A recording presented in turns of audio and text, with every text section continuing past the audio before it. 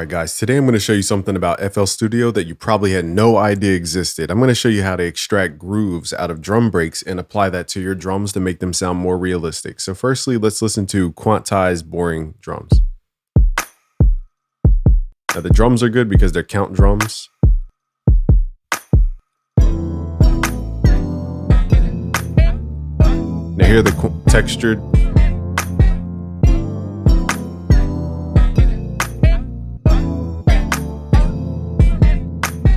All right, so firstly, what we're going to do is show you how to quantize using what's called a groove. So you can go to any drum break. In this case, let's say you want to quantize your drums. I like to separate grooves. So in this case, we want the groove to apply to the drums. We're going to grab a drum break, like AJ Hall drum break. We're going to right click, open it and slice. Okay, so from here, what we're going to do is basically add slice markers to it. These slice markers will tell FL Studio where the groove is. There's different ways to do this. You could try different methods out there. I think Donnie Carr has a video going over his method with 16ths. I don't use that approach. So let's just go here. We're going to do medium slicing. And then what we're going to do is go to the channel rack. I'm going to move this to a new pattern so you guys can see. Click inside the piano roll. You could hit Alt-K. Okay, just change your key to C, scale to none, and make sure C is highlighted.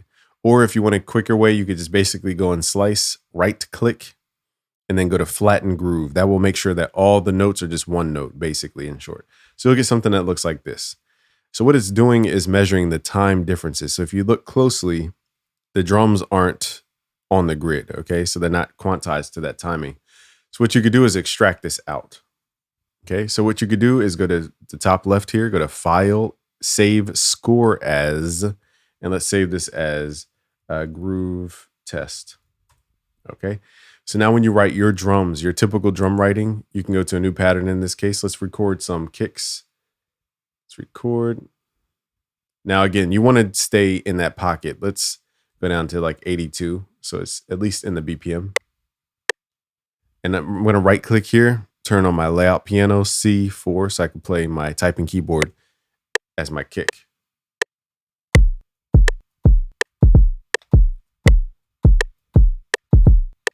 Okay, so that's what, the idea that I have in my head. But let's say we want more of a groove that fits with this drum sample because either we have that drum sample in the beat or the sample fits perfectly around it. There's different reasons why you would want to snap something to a groove.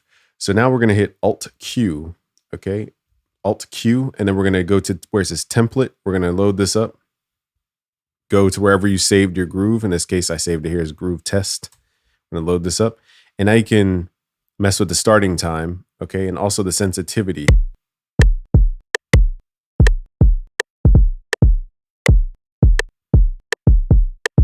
So I'm playing drums that aren't near the drum sample, so I'm taking some things and leaving some other things.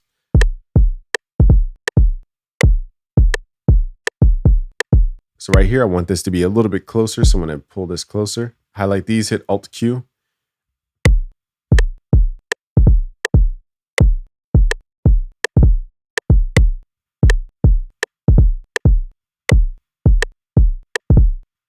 So these, we're going to have to manually do it, but basically, let's get the timing close. Okay, so this should be a little closer over here.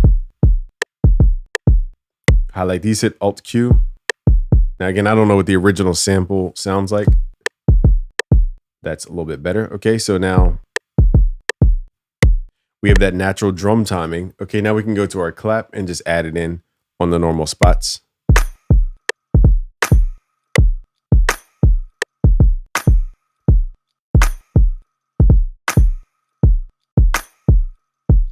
Okay, now let's say you want to apply it to your claps, hit Alt-Q. Now in this case, this I wouldn't really mess with on the clap.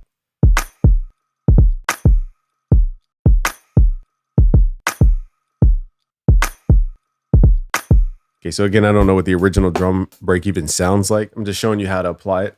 Okay, so from here, now you're going to go back and start adding a texture. So a texture could be anything.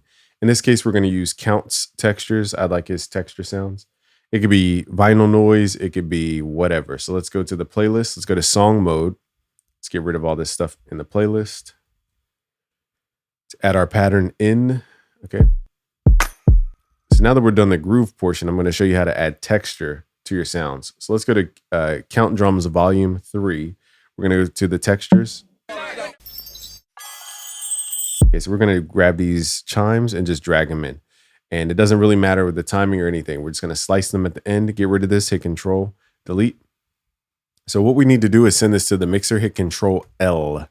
Go back to your drums. In this case, I want my kick. Every time the kick hits, I want it to turn on the volume of the texture. So go to your kick in the mixer. Okay, hit Control L to send that to the mixer. I already have something set called the Fruity Peak Controller. So you're going to open up your drop down, go to Fruity Peak Controller. Where's it at? Fruity Peak Controller. Once you load that up, you're just going to leave it on default. It's pretty much set. So now we're going to go over to the texture sound. By default, it's going to play the actual thing all the way through. We don't want it to do that. We want it to jump up and down like this.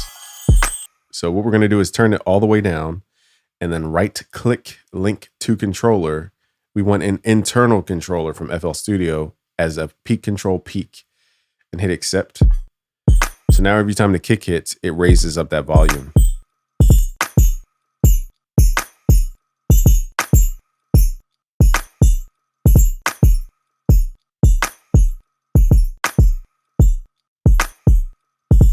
So I guarantee a lot of people did not know about the groove extraction and the textured tools. And then now you just add your chords. So again, I didn't really reference the actual drum break, so that's why the groove isn't perfectly timed to the drum.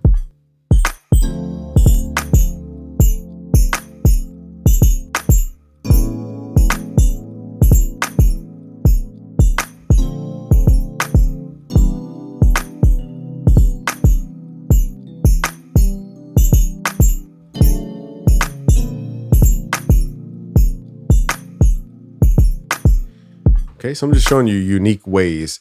Now, another thing you want to learn is tresillo. So if you struggle with rhythm in general, try tresillo. Basically, it's ta, ta, ta, ta, ta, ta. There's a lot of rhythms you can create from tresillo.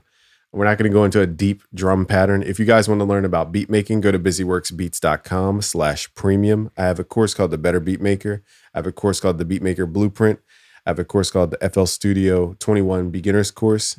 And we have Beat Magic. All those courses center around beat making specifically. So you can get deeper into beat making and all the techniques and rhythms and genres. We just don't have, 5 hours to go over everything right here. So, but tresillo is going to be your most common rhythm. Whether it's offset, it doesn't matter. It's these 3 notes usually repeat.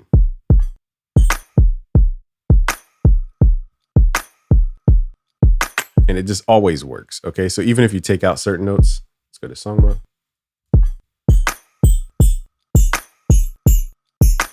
So let's say we wanted to get rid of this middle kick.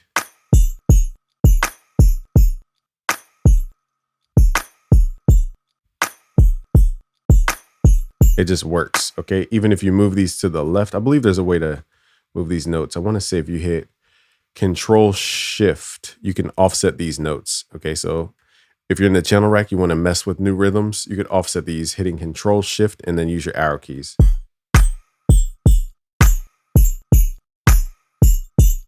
That's a different rhythm for you guys.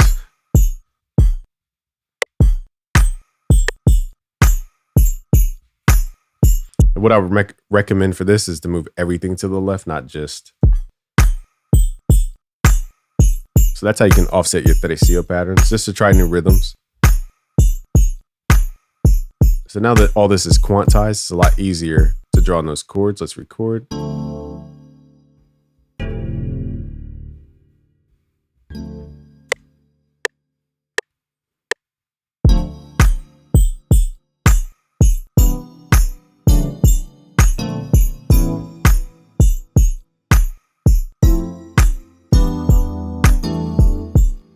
Okay, so now we have that in the back.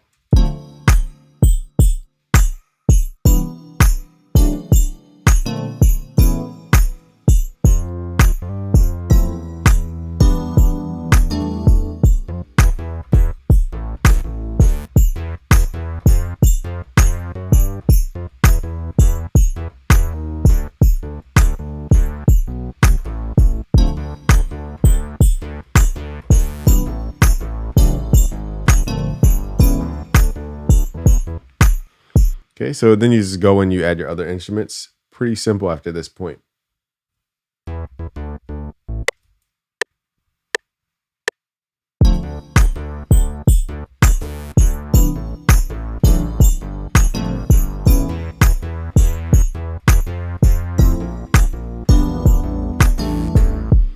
Okay, so now the beat is just whatever you come up with.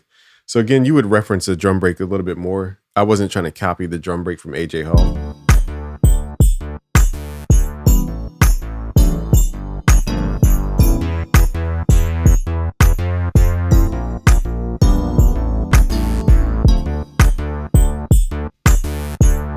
Let's apply that groove. Let's just see if it adds anything to the kick. Let's hit Alt Q, mess with the start time.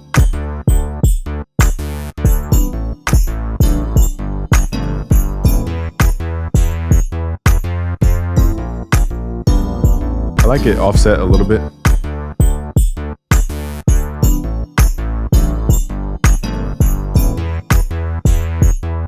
Let's add more textures to that texture layer. I'm going to turn this down. I'm going to clone this. And it doesn't matter if it overlaps. It doesn't need to be on time. We're going to send this to that mixer channel. And we need to figure out what mixer channel it is. I think it's 3 or 5, if I remember correct. It's 5. So we're going to right click, copy this, double click, right click, paste. So now they're both going to the same. If you want to mess with the way that the P controller is working, you can mess with the decay curvature.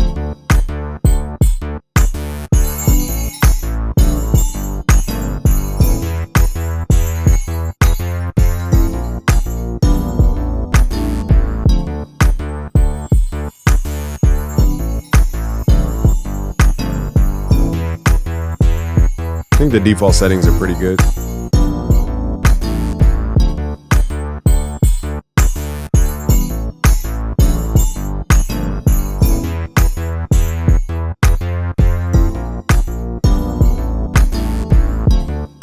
Just gonna set everything back to default.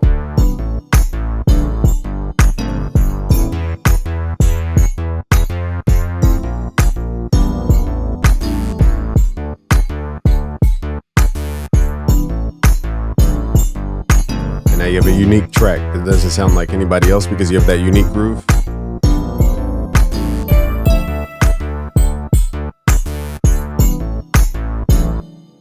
Let's add our final top line.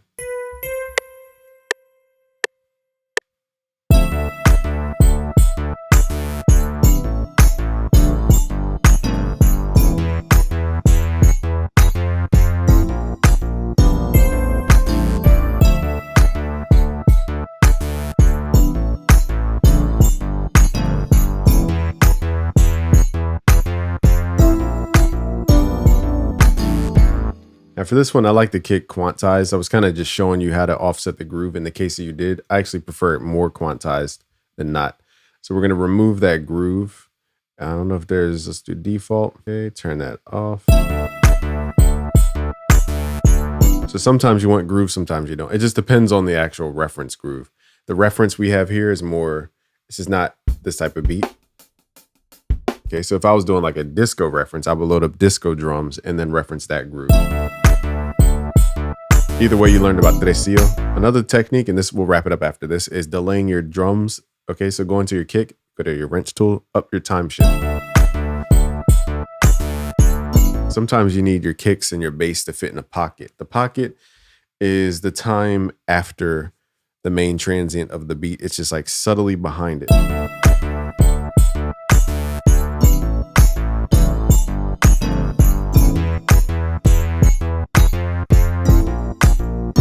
Really need to quantize the bass.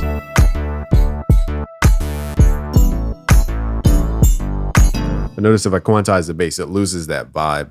So this is where, you have to decide, do you want it to become more robotically quantized, or should you extract the bass groove of some other song and apply it to this?